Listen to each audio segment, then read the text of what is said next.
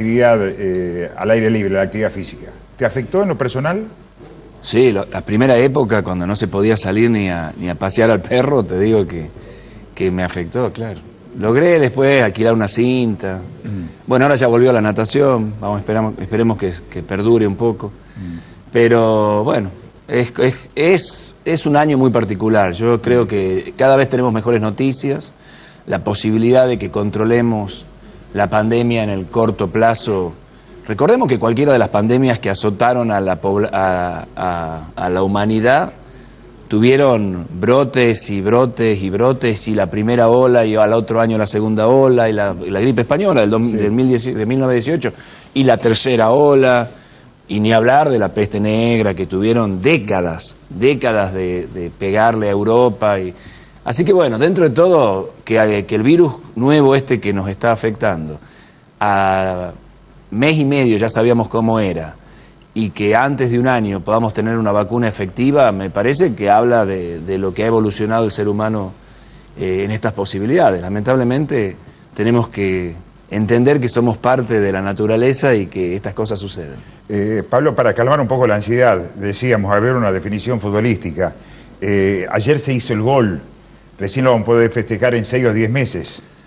Quizá antes, pero lo importante de ayer es que una de las vacunas, de más de 200 que se están investigando en el mundo, pero una de las 4 que pican en punta, digamos, sí. Una de las que ya se están haciendo investigaciones en fase 3, quiere decir que decenas de miles de personas en el mundo, en distintos lugares del mundo, ya han recibido esta vacuna, y que parece que es bastante efectiva, que con una dosis genera el 91% anticuerpos, y con 2 dosis el 100% de la población tiene no solamente anticuerpos, sino estimulación de la inmunidad celular, o sea, da la sensación de que es protectora.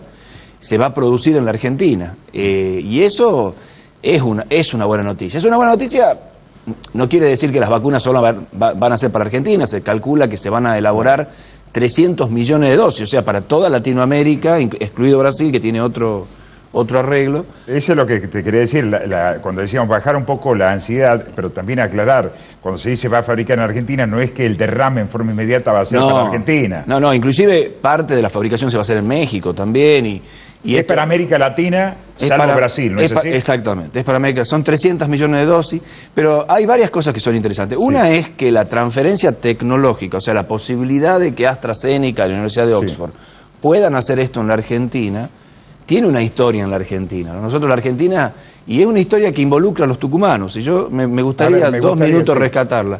Cuando el doctor Mansur fue ministro de Salud de la Nación, a través de un convenio de transferencia tecnológica, comenzamos en la Argentina a poder desarrollar, a conformar vacunas en la Argentina. Y esto nos ha permitido en los últimos años que la vacuna antigripal, por ejemplo, se conforme en la Argentina. Esto es a través de laboratorios pertenecientes a Hugo Sigman, y en un acuerdo de compra de vacuna por 10 años, una licitación que permitió este desarrollo tecnológico. Que AstraZeneca hoy elija a la Argentina tiene detrás de una historia larga de producción. No nos eligen a nosotros porque estamos más al sur, ni porque somos más lindos. Porque Argentina ya tiene una certificación, una certificación ISO como para decir. Tenemos capacidad para hacer esta vacuna, y hay confianza mundial para que esto se haga. Así que me parece que es una noticia en ese sentido, para lo que es los científicos argentinos, una muy buena noticia. También se habla que no sería trivalente, sino una sola dosis, ¿no? Claro, no, quizás sean 2 dosis, pero es solo para el coronavirus. El trivalente significa que la gripe, circulan varias cepas de gripe. En cambio, el coronavirus, por ahora, lo que se está estudiando, y esta es una vacuna en donde se ponen los genes del coronavirus dentro de un adenovirus de chimpancé, que no es infectivo, que no genera enfermedad en el humano. Entonces después uno se pone el adenovirus de chimpancé, y esto nos genera anticuerpos contra la espiga del coronavirus. Bueno, hay otras tantas, 3 por lo menos, que pican en punta. Otra cosa interesante me parece que hay que destacar es que en este caso este laboratorio, que es inglés, ha decidido no cobrar la vacuna. O sea, lo que se está por pagar, esos $3-4 que dijeron ayer en la conferencia de prensa, son el costo de la vacuna. ¿Te imaginas que una vacuna... O sea, las otras vacunas, las norteamericanas, se calcula $19-20 por dosis. ¿Para quién no es costo? el costo es para los que la elaboran, pero te quiero decir que para la Argentina o para cualquier país del mundo, que la vacuna cueste 3 a 4 dólares, es un valor absolutamente subsidiado, digamos, y esto tiene que ver con la decisión del laboratorio, con un subsidio muy importante de Slim, sí, que ha hecho una actividad, digamos, en este sentido, filantrópica para toda Latinoamérica, y bueno, son una serie de voluntades que el mundo ha puesto en juego. Por eso hay que destacar que la humanidad, que siempre nos cansamos de decir la humanidad está perdida, cada vez estamos peores, la humanidad ha logrado en menos de un año poder tener una vacuna que ojalá sea efectiva, y además lo han logrado a un valor para el cual el mundo va a poder acceder, porque ¿qué sentido hubiera tenido tener una vacuna que sea inaccesible para gran parte del mundo? ¿Cuántas vacunas hoy están? La conocida de Oxford, que está relacionada con lo que estamos hablando. De las 4 más adelantadas, porque te digo, hay más de 200. Sí. Hay chinas, por supuesto está la rusa esta, que está bastante poco adelantada. La rusa le falta mucho más. Lo que pasa es que lo que ha sorprendido fue el anuncio que lo haga el propio presidente. Porque ¿no? Es como que inscribiéramos una vacuna en ANMAT antes de tenerla asegurada que funcione. Claro. No sabemos si esa vacuna va a funcionar. Tenés dos vacunas, Pfizer, que se está estudiando en la Argentina, tenés Moderna, con que el doctor Pollack, claro, que se está haciendo esto, tenés una que se llama Moderna, hay vacunas, hay estilos de vacunas que nunca se han usado todavía. O sea, hay tipos de vacunas que vamos a usar ahora para esto que no se han usado nunca. Pero te noto optimista. Muy optimista, vamos a andar muy bien. Con esta vacuna. Por las vacunas en general. Pero en particular esta, digo. Esta lo que tiene para mí de buenísima noticia es, primero, que se va a hacer en la Argentina, y segundo, que se va a hacer a un precio accesible para el mundo. Y eso me parece que es un gesto importante de los laboratorios. Sí, estás como... ¿hasta cuándo tenés mandato de diputado? Un año más entero. Este año, el año que viene. Bueno, te va a dar la posibilidad como presidente de la Comisión de Salud si se puede incorporar dentro del calendario. Sí, pero eso se hace por resolución del Ministerio. No requiere una ley, digamos. La ley de vacunas que nosotros sacamos sí dice 2 cosas. Una es que las vacunas las va a tener que comprar la nación. Sí. Y las otras es que van a ser gratuitas para todos los que las necesiten. Claro, porque te acuerdas, Pablo, cuando se hablaba de la vacuna cubana, la famosa contra el meningitis. Claro, contra una cepa de meningitis. Estaba no estaba en el calendario. No estaba en el calendario, claro, por el costo que tenía. Claro, y porque no era del todo efectiva también, ¿no? Vamos a decir la verdad. Sí, lo que no nos tiene que pasar es que las vacunas de calendario, como nos pasó los años estos pasados, no se compren en cantidad suficiente para vacunar. Vos fíjate lo que le costó a la Argentina terminar con la epidemia de sarampión en Provincia de Buenos Aires, que se terminó ahora no más de un mes. Se terminó la epidemia de sarampión. Y se terminó la epidemia de sarampión ¿por qué? Porque se compraron la vacuna, porque se vacunó a conciencia. Durante 3 años estuvimos renegando con esa epidemia. O sea, hay cosas que pasaron en la pandemia que por ahí pasaron desapercibidas, pero una de las cosas que es importante es que Buenos Aires terminó con la epidemia de sarampión. Casi volvemos a ser endémicos para una enfermedad que teóricamente estaba erradicada de la Argentina. Bien, mientras esperamos la celebración y el abrazo del gol en las tribunas por el gol que se metió ayer, ¿cómo calmamos la ansiedad y la avidez por decir, hasta tanto la vacuna, qué tratamiento? Porque por allí también algunos referentes mediáticos que tomaron, creo que hicieron una de más, aconsejando indebidamente sin tener la experiencia sanitaria, ¿no? No vamos a dar nombres porque también hubo algún tipo de irresponsabilidad. El tratamiento a base de determinados medicamentos comerciales, como lo ocurrido, por ejemplo, en la provincia de Jujuy. Si es ibuprofeno, si es paracetamol, bueno. Sí, no. La verdad es que hoy por hoy el tratamiento para el coronavirus sigue siendo sintomático en líneas generales. No hay todavía un tratamiento curativo que podamos implementar. Los antibióticos no sirven, lo digo por lo de Jujuy, porque se ha distribuido antibióticos como si fuera caramelo. Y dejaron sin stock en la farmacia. Pero aparte es peligrosísimo, perdón, eso genera resistencia. El antibiótico... Los antibióticos no sirven para el coronavirus, porque los antibióticos son para las bacterias. Y también es contraproducente una cosa y que no haga efecto, otra cosa que tenga efectos secundarios. Es contraproducente porque nosotros tenemos normalmente bacterias en nuestro cuerpo. Y cuando nos enfermamos grave, como con coronavirus, podemos tener sobreinfecciones bacterianas. Y si estamos tomando antibióticos todo el tiempo, las bacterias que nos atacan no son sensibles a los antibióticos habituales y se hace mucho más difícil tratarlas, incluso a veces imposible tratarlas. Entonces, primero, no automedicarse, segundo, no distribuir antibióticos como caramelo, Y tercero, hay buenas noticias. La letalidad del virus viene bajando. Si uno ve la cantidad de pacientes que se mueren por coronavirus, en realidad viene bajando. Y esa letalidad que viene bajando en el mundo tiene que ver con que hemos aprendido cosas del virus. No tenemos un tratamiento, pero sabemos que, por ejemplo, la dexametasona, que es un corticoide, es útil en fases tempranas de la enfermedad.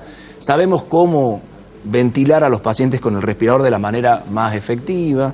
Sabemos que el plasma de pacientes recuperados en un momento de la enfermedad puede ser útil. Porque frena la gravedad. Claro, puede detener... Pero no cura. No, es que la enfermedad terminás curándote solo. No te cura, la vacuna tampoco te cura, te previene. Sí. Esto lo que hace es ayudar a que la enfermedad no evolucione de forma grave. Todavía se está estudiando. Y ahora tenemos la gran esperanza de este suero equino de caballos. Ahí me gustaría que me detengas, lo expliques bien, porque no quiero confundir. Se le dio tanta difusión al tratamiento, que también dicen que va por buen camino la investigación que están haciendo en Tucumán también con ICED y otros investigadores sobre el tema la llama, pero para no confundir a los televidentes, nos dicen por allí que lo más cercano y efectivo puede ser el tratamiento a base de... Suero equino, que sería de caballos, que es muy parecido al suero que se hace para las víboras. Ustedes habrán escuchado el suero antiofídico, cuando te pica una víbora, o antiarácnido, cuando te pica una araña, que nosotros tenemos en los hospitales. Esos sueros son equinos. ¿Por qué se usa el caballo?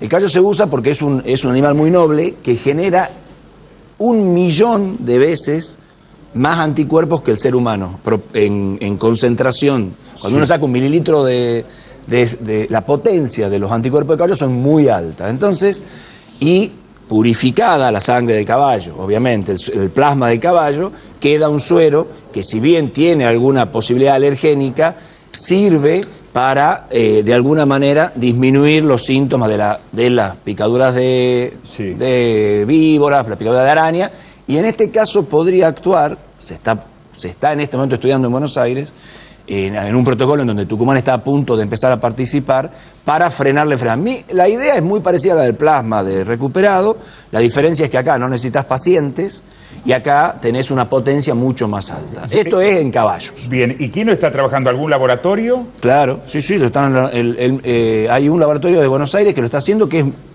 si no es el mismo, es parte de la corporación del mismo que va a trabajar en la vacuna contra... Perdón, ¿el señor Sigman también está trabajando? Sí, señor. Parte de su corporación, porque tiene mucha experiencia en sueros equinos. Pablo, ¿en qué tiempo crees que esto puede ya estar? Eso está en fase 3 hoy, o sea, se está investigando ya en pacientes. Sí. En el hospital, en el Sanatorio Güemes, en Buenos Aires, dicen que vamos a incorporarnos también Tucumán como parte del estudio e investigación, y los resultados son promisorios hasta el momento. ¿Qué quiere decir? Que tenemos que esperar un poco más, pero eso podría estar antes que la vacuna. Eso podría estar en 2 o 3 meses y servir para un grupo de pacientes. O sea que eso ¿de alto riesgo? Bueno. Claro, los pacientes. Antes, digamos, la idea siempre es intentar que el paciente no llegue a la forma más crítica. Grave. Claro, intentar evitar que llegue a esa Es decir, posición. que llegue a la utilización de respirador artificial. Sí, o que por lo menos entrando en el respirador inmediatamente se reciba este tipo de tratamiento. Perdón, este suero, ¿cómo se lo va a administrar desde el sistema de salud hacia la población a través del sistema público? Claro. Sí, bueno, público y privado, pero distribuido a través de los ministerios públicos y privados. Claro, sí, del sistema de salud, del Ministerio de Salud a lo largo de toda la población. Hoy el sistema de salud en la Argentina se tiene que comportar como un único sistema. Sí.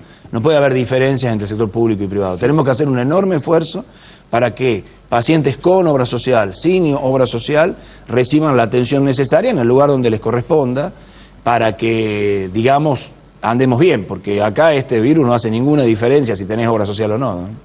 Pablo, una sola cuestión, pero sé que en la medida de lo posible, cuando estás en Tucumán, ves nuestro programa. Antes de ayer se armó una polémica por una nota acá. Esto ya la veíamos venir, ¿no es así? Más allá de quién lo dijo, en qué programa lo dijeron, con quién lo dijeron. Sí, lo que pasa es que quizá estábamos como esperando todos que Tucumán dijera si tiene circulación comunitaria o no. Él dijo, acá se dijo circulación viral, se entendió que quería decir comunitaria. Y en realidad después de la noche se confirmó que sí, que hay comunitaria. Es muy difícil. Una vez que los clústeres, los aglomerados de pacientes son tantos, porque vos, una cosa es que vos tengas aglomerados de pacientes en Las Teñas. Claro. Pero no tengas Las Teñas, Tafí Viejo, Concepción, me pasaba la pregunta antes de la respuesta del doctor, le decía, claro, llama la atención que haya sido en Raco, que haya sido en Las Teñas, que haya sido en Alderete, que haya sido en Concepción. No, pero hay una cosa que hay que destacar, es el esfuerzo titánico que hizo el Ciprosa hasta hoy para lograr trazar, o sea, hoy, identificar... uno siempre dice, no nos comparemos, lo que te digo, identificar que cada paciente de lugares tan diversos tenían un nexo epidemiológico con otro. Yo la verdad te digo, es admirable el trabajo que viene haciendo el Ministerio de Salud de la provincia de Tucumán y sus equipos epidemiológicos de trazar hasta hoy. Ahora, esto no quiere decir de ninguna manera que tengamos que bajar los brazos, sino todo lo contrario, tenemos que cuidarnos mucho más, tenemos que usar barbijo, tenemos que lavarnos las manos con jabón frecuentemente. Hay que seguir tratándolo de usted al virus. Sí, de usted y con mayúscula, porque es un virus muy letal, es muy grave, sobre todo para grupos de riesgo. Pero todos tenemos que cuidarnos. ¿Qué significa esto que sea comunitario? Significa que... ¿Cuál es la mejor vacuna hoy? El distanciamiento social. Y el distanciamiento social empieza quedándote en casa. Si se puede uno quedar en casa, es el mejor distanciamiento. Después, que el contacto cercano lo tengas con personas que vos normalmente puedas decir, yo sé que estas personas están sanas, las conozco. En la medida que te vas yendo a lugares donde hay población que no conoces, que no sabes si están con síntomas, que no sabes cómo... Ayer alguien, por supuesto, ¿no? Como no lo dijo oficialmente, por allí decía, ¿cuál es lo que se busca hoy entre el sistema de salud de la provincia, los municipios del Gran San Miguel de Tucumán, más el de la capital? Es que se habría detectado que las personas que vinieron al microcentro se contagiaron y cuando volvieron a sus lugares, por allí trasladan el virus. A ver, por eso dicen, hay que evitar la concentración. Hay que evitar la concentración, tanto en el centro como en los barrios. O sea que acá no hay... Porque en definitiva lo que tenemos que entender es que de esta nadie va a salir solo, que acá todos nos necesitamos entre todos, que es un tema solidario, y que nadie tiene que inculpar al otro porque me contagié allá o me... Estigmatizar, como... Eso es lo que no tenemos que hacer, porque es inevitable. Bastante se logró detener, me parece. Hoy lo que tenemos que hacer es entender que cualquier persona nos puede contagiar. Cualquier persona nos puede contagiar. Cercana o lejana, conocida o no conocida. Con síntomas o sin síntomas. Y entonces usar las protecciones en forma universal.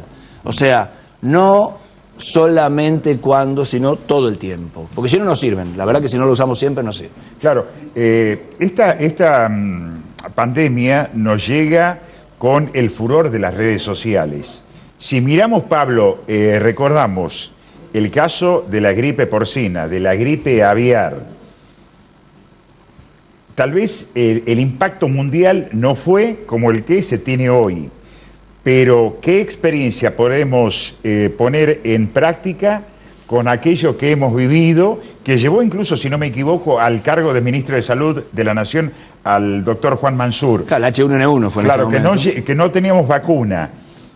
¿Te acuerdas la revolución? Pararon los vuelos, que fue en México y Estados Unidos, los lugares más afectados, los vuelos, el transporte público de pasajeros. Algo similar se dio. ¿Qué diferencia hay por la gravedad de aquello que estamos hablando a lo de hoy? Y yo te diría que entre 20 y 50 veces más letal es este virus que el virus de la gripe.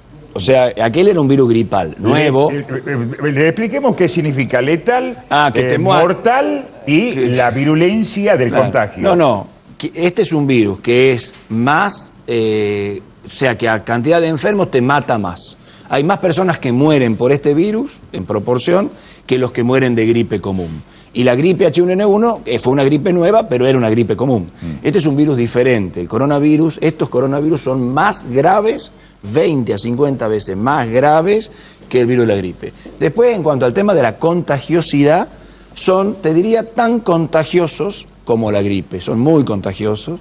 Así que los grupos de riesgo son parecidos. La diferencia es que la gripe A afectó a niños también, que acá no afecta, que es una gran Pero virtud. sí son asintomáticos. Claro, pero no se mueren, digamos. Claro. No tenemos chicos graves en esto, la gripe teníamos. Son transmisores del virus. Son transmisores, pero no se infectan tanto, o sea, no serían un grupo de riesgo específico. Y la diferencia es que para la gripe tuvimos antivirales que por lo menos creímos en ese momento que eran útiles, y después se discutió un poco el Tamiflu, ¿te acordás? Sí, sí. Que se usó en ese momento. La vacuna fue muy rápida porque teníamos plataformas para vacuna, para gripe, teníamos. Entonces, lo que hizo fue cambiar el tipo de virus, pero sabíamos cómo hacer la vacuna antigripal. En este caso, el gran desafío, y por eso hay 200 empresas haciéndolo, es que es un virus distinto.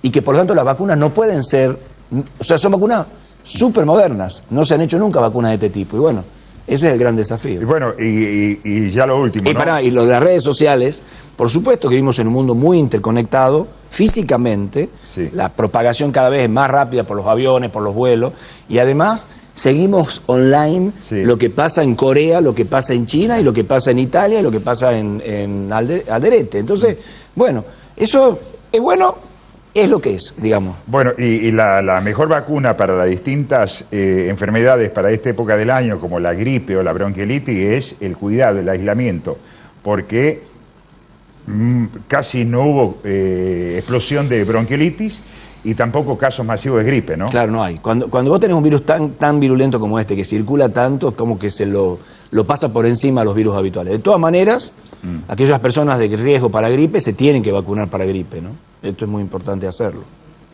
Pablo, muchas gracias. Gracias a vos, Omar. Si tendría que vender un título, el más optimista, que pase el tiempo con la vacuna, esperemos... el Estamos aprendiendo a tratar al virus. Cada vez la gente muere menos de esta enfermedad en el mundo en promedio. Y por un lado, tenemos seguramente antes de fin de año una vacuna, y inmediatamente tengamos la vacuna, esto va a ser un antes y un después. Porque en el momento que podamos vacunar, esto va a ser ¡tac! Y la verdad que una vez que podamos distanciar a los susceptibles, esto va, si la vacuna es tan efectiva como parece ser, vamos a tener un fin de año para festejar. Bien.